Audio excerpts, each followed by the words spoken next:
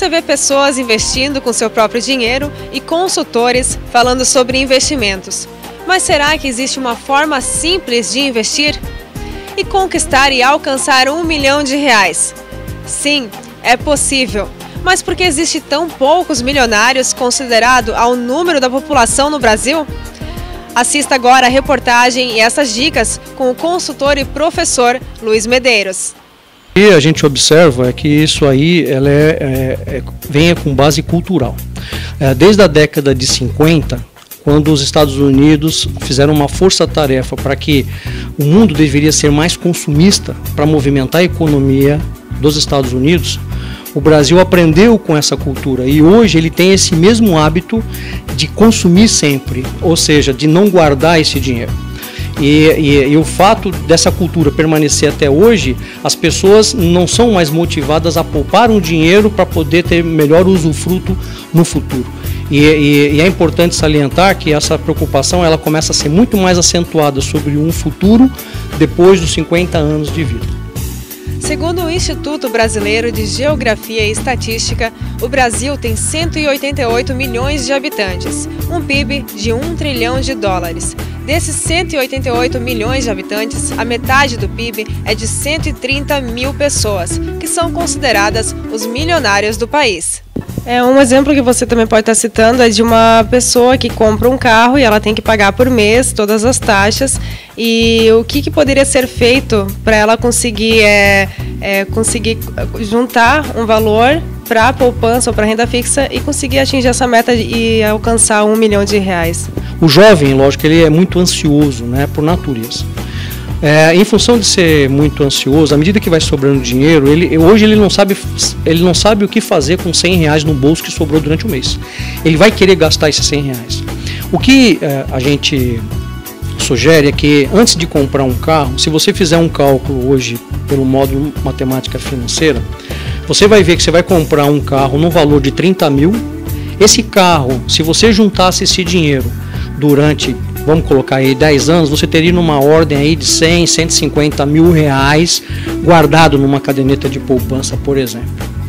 E esse carro, que você, depois de 10 anos, você com esse carro deve valer talvez 10% do valor que você pagou lá no início. Então você só jogou dinheiro. Só que a gente tem que lembrar que um carro de 30 mil reais, ele te dá uma despesa em média de 10 mil reais por ano. Não é só o carro, além da desvalorização, você tem ainda que pagar seguro, estacionamento, a propensão a sair para as baladas. Aí você tem a questão do custo, que é troca de pneu, a franquia do seguro, entre outras coisas. Então, 1/3 do valor desse carro é jogado pela janela todo mês. Então, a cada ano, além dos 30 mil que você está pagando ou pagou, você ainda tem mais 10 mil por ano de investimento nesse carro. Para você entender melhor, aqui tem a análise do gasto médio da menina que comprou um carro. Aqui você vê todas as despesas que você terá com a compra de um veículo, que no caso aqui é o seguro, IPVA, estacionamento, manutenção, entre outras. Aqui podemos observar que ela teria um gasto por mês de R$510. Se essa menina fizesse uma poupança com este valor de R$510, que a poupança tem uns juros de 0,5% ao mês, em 10 anos, depositando R$510 todos os meses, ela teria R$83 mil. Em 40 anos, ela conseguiria atingir R$1.015 e teria uma renda na velhice, após aos 62 anos, de R$5.078. Todos os bancos oferecem um plano para a previdência privada. Você tem duas opções: ou ir até o banco, falar com o gerente, ou fazer uma simulação pela internet. Mas em ambos os casos, vai te mostrar e aconselhar o caminho que for melhor para a sua realidade. Você pode simular assim: eu quero ter R$1 milhão, a minha idade é essa, quanto eu tenho que depositar por mês nesta aplicação? Ou posso ter outros tipos de aplicação e ele vai te mostrar quando você vai poder, que valor você precisa depositar para atingir R$1 milhão. É uma opção. E quais são as dicas finais para atingir R$1 milhão? Olha, eu sugiro assim: como a vida é feita de altos e baixos, primeiro eu colocaria o seguinte: primeiro, guardar 10% de tudo que você ganha, de renda bruta. 10%, regra normal. Segundo ponto, ter disciplina. Saber que você está comprando o seu futuro com saúde lá na frente, porque talvez você não tenha a garantia de ter uma facilidade de acesso à saúde como você imagina. O segundo fator é que você deve ter, além dos 10% guardado todo mês, ter no mínimo 3 salários mensais seu guardado num banco, numa conta corrente qualquer, talvez até na caderneta de poupança também, em separado, para que caso haja uma emergência, você resgate esse dinheiro e não mexa naquele dinheiro do plano de previdência privada ou aquele que você está investindo para o seu futuro lá. E dicas para os pais que querem já fazer uma poupança ou guardar o dinheiro para as crianças que têm de 5 anos ou até mais nova, né? Eu bem lembrado, Carol, eu gostaria de salientar é que quando nasce hoje uma criança, o pai deveria ter como obrigação abrir uma conta, uma previdência, pelo período de 18 a 20 anos, que é o período que ele está entrando na faculdade, num valor mínimo de R$50 por mês seria o suficiente, mensalmente.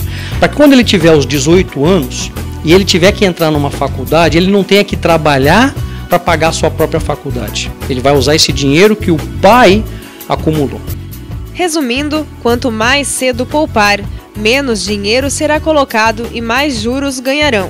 Já se for poupar mais tarde, ou seja, terá um tempo menor para atingir a meta, mais dinheiro precisará colocar e menos juros ganharão. O mais importante é que quanto mais tempo o dinheiro ficar guardado, mais juros você estará ganhando. E lembrando que este tipo de exemplo é para a renda fixa e para a poupança, que tem uma taxa mensal de 0,5% a 1%. O bom é você não contar para ninguém que você fará isso, pois não terá o perigo, se assim eu posso dizer, de alguém pedir emprestado e você ter que emprestar e assim perder os juros. O ideal é você não mexer no bolo, deixar lá, esquecer, ir depositando todos os meses e assim deixar o bolo crescer. Com os anos e paciência, você conseguirá atingir R$1 milhão e sua aposentadoria com certeza será muito mais aproveitada. E uma dica, o consultor Luiz Medeiros deixou uma ferramenta valiosa para ajudar vocês a controlar todos os gastos do dia a dia, saber quanto está ganhando ou quanto está gastando todos os meses. Se você tem interesse em receber essa planilha, mande um e-mail para contato@vocêsabefazer.com.br que entraremos em contato com você e enviaremos esta ferramenta. Agora você sabe fazer?